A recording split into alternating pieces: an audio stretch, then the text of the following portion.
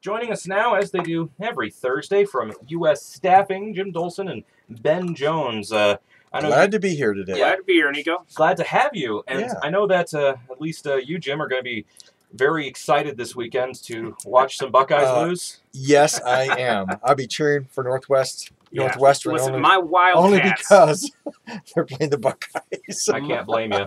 My Wildcats are. Go Wildcats. What else can I They better say? beat Ohio State, or else I'm cheering for them. You know, it's going to be a bad day. It's easier to cheer for the Wildcats than it is for me to cheer for Sparty to beat them. I just got to say, it's easier to cheer for the Wildcats than it is for Sparty. Yeah, All right. I don't feel as threatened by the Northwestern Wildcats. I get it. Well, you know, between sports and the holidays and all the ads and the recent election, we've seen our fair share of headlines and reporting. Have we, for sure. So Jim and I thought, Nico, that today we would start today's show off by sharing some headlines that probably were under-edited. This first one is from an Associated Press headline for an article talking about the Oakland A's ambidextrous relief pitcher, Pat Venditte. The headline read, "Amphibious pitcher makes debut." Technically. Yeah, right. So, you know, Nico, can you think of the worst headline that you've ever seen, or maybe it was just some strange ad that you had to read on the radio? It just didn't make sense. I mean, for me, it gets on my nerves whenever I see headlines that don't tell the whole story. Okay, you won't believe what this celebrity did at the Oscars. It's not technically incorrect. It's an op-ed. It's infuriating. So that's me. Well, we found another one. This next one is from the newspaper in Sacramento, California. Mm-hmm. The reporter was sounding the alarm on the overpopulation of the state and believed he had uncovered the root cause. And the headline read, quote unquote, "State population to double by 2040. Babies to blame." That's right. Those cute and innocent little babies with their evil plot to double the state population is the reason for California's population growth. That's right. Misread and under-edited. Well, these are some examples of newspaper editors undermanaging their resources to deliver a quality headline. But, it's not only editors who are guilty of undermanaging. Companies in every industry have been guilty of undermanaging at times. Yeah, that's right. So, in fact, Ben, that's what we're discussing today. We found an article from the Harvard Business Review, Nico, published this month, titled "Undermanagement is the Flip Side of Micromanagement." And it's a problem, too. Yeah, this article talks about how results can suffer when managers refuse to engage in some of the areas of management.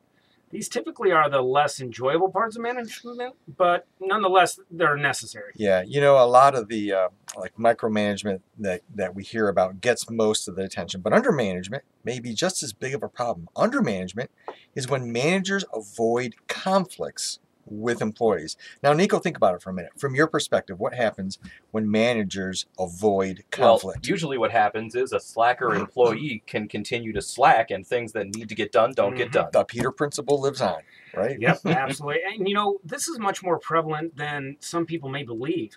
In fact, some HR managers state that up to 25% of their managers are undermanaging. Yeah, but managers can strike a healthy balance between pushing their team to get results they need without being overbearing. So this article gives us 3 suggestions that we want to talk about real briefly for managers who are guilty of undermanaging their team. So the first suggestion is don't be a conflict avoider. This is just like any other skill that leaders have to learn and do. Most people do not enjoy difficult or uncomfortable discussions. But managers, you know what? They need to be able to identify and resolve those conflicts. Bring those things to the forefront and talk about them. Yep. The second suggestion that this article gives is view goal setting as mission critical. There are some managers that simply just don't set goals for their team. And without having metrics in place, managers really have no vehicle to achieve the results that the company is expecting of them. Yeah, that's right. And this last suggestion that this article brings to the forefront is to constantly ask yourself and your team this question: is this work the absolute best that you can do?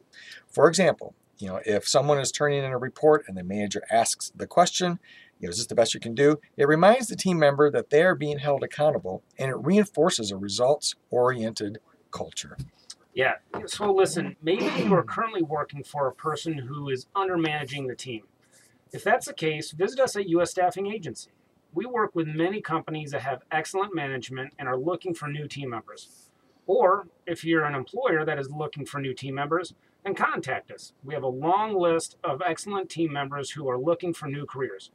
Jim, how can people get a hold of us? Absolutely. Nico, if employers and potential team members want to talk with us, they can find us on Facebook at U.S. Staffing Agency. They can live chat with us as well on our website at usstaffingagency.com, or they can come to our Battle Creek location at 914 Columbia Avenue. Our phone number is 269-589-6507.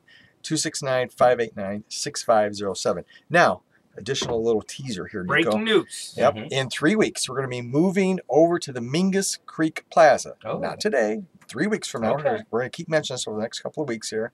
We're going to be moving over to the Mingus Creek Plaza on Beckley. And we're excited about this move and believe it's going to be positioning us to better reach some new team members. So, more to come on that. I'm sure we'll be talking about that in the weeks ahead. Absolutely. Yeah, absolutely. Exciting, exciting. All right. Well, Ben Jones, Jim Dolson, U.S. Staffing, thank you all so much for coming in and talking with us. We'll try our best to make sure our managers don't undermanage us. And we'll see you next week. Sounds All right, good, Nico. thanks. Thank you.